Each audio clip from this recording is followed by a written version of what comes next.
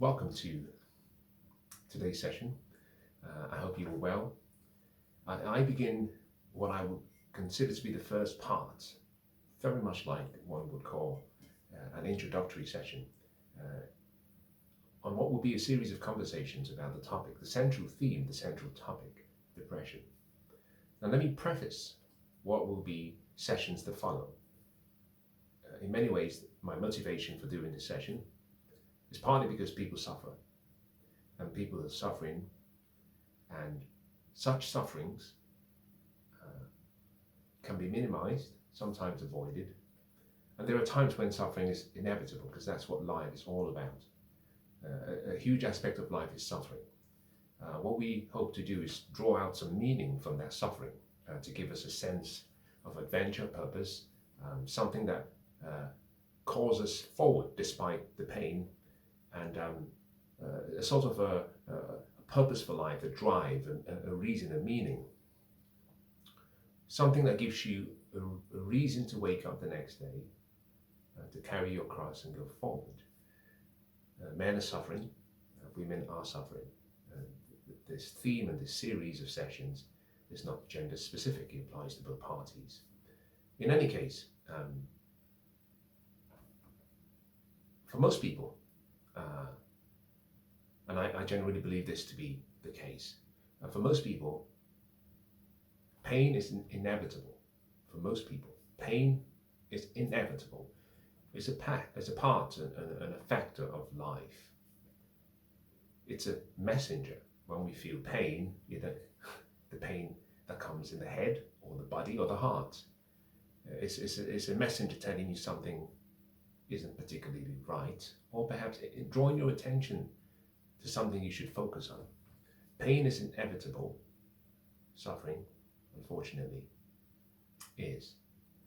Whilst life has an element of suffering, the way we frame things and the way we look at life and the way we reframe experiences, we can draw a different meaning from the actual experience itself. Now, this is very difficult to do. As I've said before in sessions gone by, in life you're going to go through good times and you will go through bad times. At the moment you're going through each one, you will not be able to tell which is which. You will not be able to tell whether it is good or whether it is bad. It usually requires hindsight and the ability to connect the dots. Steve Jobs said you cannot connect the dots looking forward, but you can connect the dots looking backwards. But so you have to trust that the dots will connect. I know, for using myself as an example, there are times when I have been out and I've had a great time. I may have been drinking, or enjoying myself, and at that moment it felt great. But then comes the hangover later, a reminder that the experience at the moment may have seemed and felt good, but the feeling afterwards, subsequently, in hindsight, I would look back and say, well, that wasn't such a great experience. Similarly, I have also been in a moment where I have had pain or things have felt wrong, a business deal, a transaction that has not worked out well. And I've thought, this is not right, this is just painful. This is a terrible time that I am going through. In hindsight, as I look back 4, 5, sometimes 7, sometimes 10 years, I realized that that was a learning experience and I was being prepared for something better, something greater. My character was being developed. My fortitude as a man was being formed. My ability to withstand and bear on my shoulders the burden of life was being played out. So I look back and I say, well, in hindsight, despite me feeling at the moment that was a horrible experience, in hindsight, connecting the dots, perhaps it was a learning opportunity. Depression is a difficult one for most people, for some reason in the UK, but also in the West. More people are being diagnosed with depression. I'm going to start with the first statement, which I think applies to myself, and I hope I can extrapolate in whatever way I can, however small or great. I think depression is a clinical picture. I think depression is an emotional, mental picture. And I think depression is a spiritual picture. That's the first. I don't start with the position that it's a diagnosis. Most people go around believing that they have depression because they've been diagnosed either by a professional or they've self-diagnosed themselves as having depression. By using the word clinical picture, I am simply saying that there is more to the whole experience than meets the eye. In order for you to think about how to get past whatever experience of depression you might find yourself, you have to think about what's the root cause. What is the root cause issue? Let me segue, perhaps I'll use engineering or I'll use medical sciences. For example, in engineering or hypothesis, or rather let me start with the medical because I think it makes sense. In the medical field, all diagnoses are hypotheses. You're hypothesizing about what you believe the issue is. You only know at the right time by virtue of applying treatment methods, treatment regimes to said problem, whether your original diagnosis was correct. So until you've actually applied treatment measures, solutions, and seen that the results accord with the original diagnosis, then you're still hypothesizing. Now this is very important because we make a mistake of thinking about certain ailments that we have as being a diagnosis. It's a clinical picture. It's a bigger, broader picture. And what we're looking for is to gather information to understand cause-effect relationships, but more importantly, to understand why. What is the root cause and why is that? For example, in engineering, you wake up in the morning and you start your car engine and the car refuses to start. The diagnosis should not always be immediately that the battery needs to be replaced. Sometimes the diagnosis could be that the battery is not starting the car because there's another part of the car that is either faulty. And so, but what you need is a broader picture, a mechanical picture that allows you to try different treatment regimes. So we go through what we call a process of elimination. We check the battery to make sure it's sound. Then we check the alternator. Then we check other things. And as we move forward, we are eliminating possible through, treatment approaches, possible remedies that we thought were correct, but also eliminating diagnosis that we believe to be the case. We're hypothesizing. I would like you to think about depression as a clinical picture, not as a diagnosis. And so you start from the perspective of just a hypothesis. Now, the reason this is necessary and important is it allows you to not to be focused on one element alone. Now, the reason I stress that is I have talked about depression previously, and it was my experience very naively, and in hindsight, perhaps rather unfairly, to think that this was just all about the ability to take charge of your mind and your subconscious, and not to be, not to allow yourself to use incantations to convince yourself there's something wrong with you. I was wrong because I was treating depression from just one plane. Now let me stop and pause and introduce something that I think is important. I'm going to share some of my philosophies. I do not suggest that you accept these positions. They have worked for me. I believe that they can work for most people. As a matter of fact, let me call on you towards what I call a challenge. Here's a call and a challenge to you. If you have been struggling with any form of depression or mental health issues, and whatever methodology to eliminate it has not worked, in other words, if your way has not worked so far, I would invite you to try mine. Not because mine is the right way, but because mine could be an alternative. And again, remember, process of elimination. You tried yours, nothing has really improved, then try mine. If nothing improves, then try another person's, and keep trying until you get the answer. Recognizing you're looking at the clinical picture, but secondly, you're also looking at the mental and emotional picture, and thirdly, the spiritual picture. Now this brings me to a point which I think is key. There's a concept called holistic healing. Holistic healing deals with treating the whole person. My philosophy comes into this point, into the conversation at this point. I believe that I am a spiritual being. I am not occasionally having a spiritual experience. Now I have heard people say that. Ooh, I had a spiritual experience. I think that's false. I am a spirit. I live in a physical body, a dirt suit. We call that humus man. Humus man, dirt, from dirt, which is why we say from dust and dirt you have come, and to dust and dirt you will return. I live in a physical body, but I've been gifted with what's called an intellect.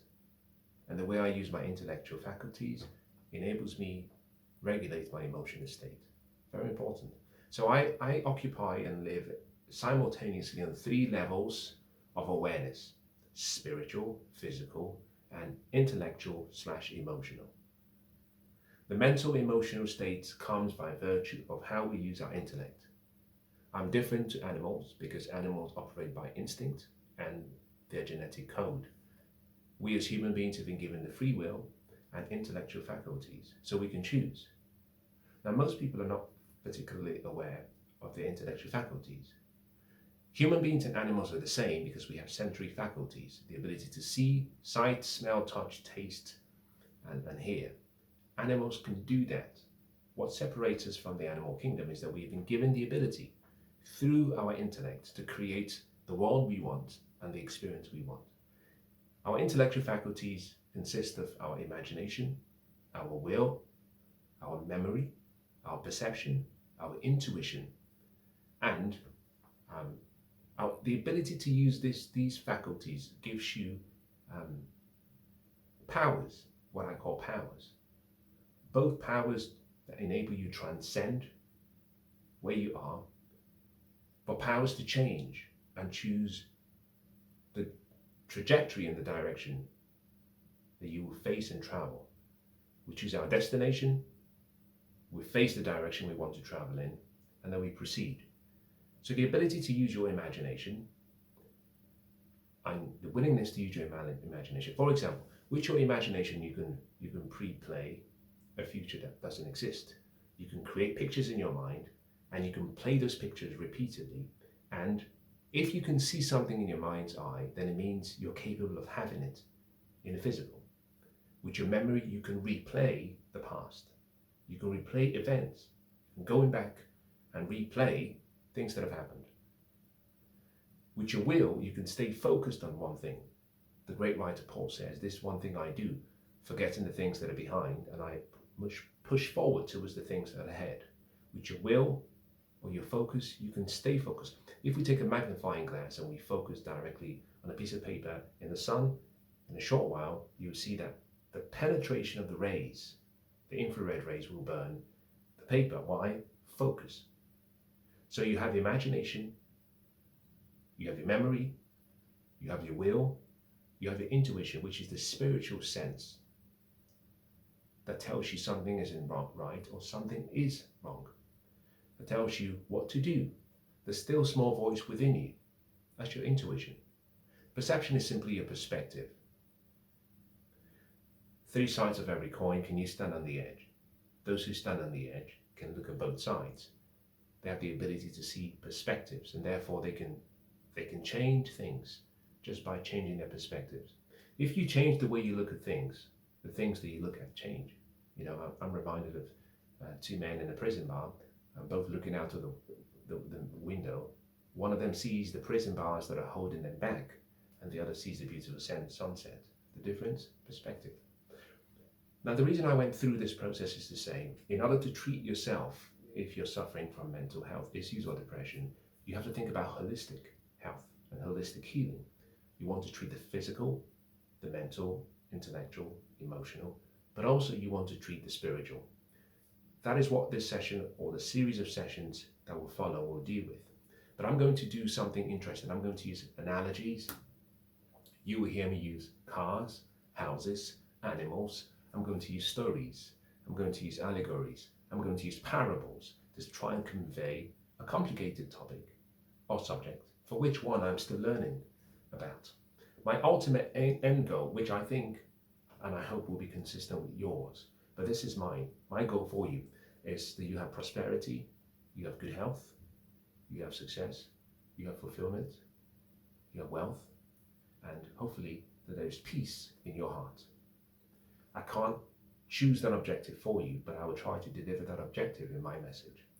You see, all of our suffering in life, all of human suffering, I think, I'll say this, some time ago I was with a group of people and I made a statement, and statement is what I was just about to say.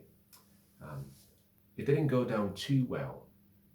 I said to the group that all of human suffering, the cause of all of human suffering, and all of human suffering is caused by ignorance. Ignorance.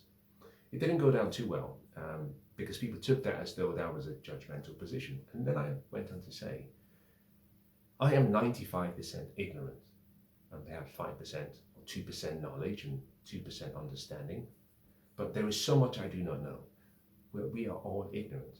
Ignorance, being ignorant or ignorance is not knowing something. Being stupid is refusing to learn or heed the advice when told. I'm ignorant. So I suffer because I'm ignorant. The reason we seek information, which is how we get rid of our ignorance, is so that we develop ideas, or we allow ideas to have sex.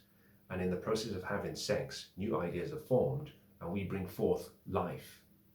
We have conversations and I share these interactions not because I know more. I do so because I want my bad ideas to die. Because if I share my ideas and they're particularly bad, people will come back and say, this is wrong. And it allows me the opportunity to change my position or stay firm. But in any case, my bad ideas can die rather than myself. So we have conversations and we share ideas so that our bad ideas die rather than we die. So most people suffer because of ignorance and because they're not willing to seek new ideas. The way we improve and we get past the suffering is through study. We seek information, we seek knowledge, but when we find the knowledge, we try as much as we can to understand it through study, by comprehending, and here is perhaps the most important, that we apply the knowledge once we've actually understood it. Knowledge, understanding, wisdom. Wisdom is the principal thing, but the great writer says, in all of your getting, get understanding. So the key part of the sessions that follow will be, how do I improve or help you improve your life? I'm going to talk about things that I think are foundational. I'll begin with the end in mind, or rather, I'll just invert: spiritual, intellectual, mental, physical. I'm going to start the series of sessions on the physical side. Again, these are things I've recently learned, thought through, studied, and therefore they've augmented what I've always believed on the mental and the spiritual side. I don't know it all. I hope you come with me for the journey. And I'll say as follows as I close. On the physical plane of life, we know that energy matters. We also know that fundamentally, on the physical, there's something called the energy equation. And if we understand the energy equation, we can succeed. So when we talk about depression as a clinical picture, we start with physical, and we start with energy.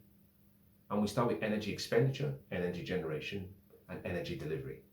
In the sessions to follow, I'm going to chunk the sessions down to small bites so that I can start from the basics.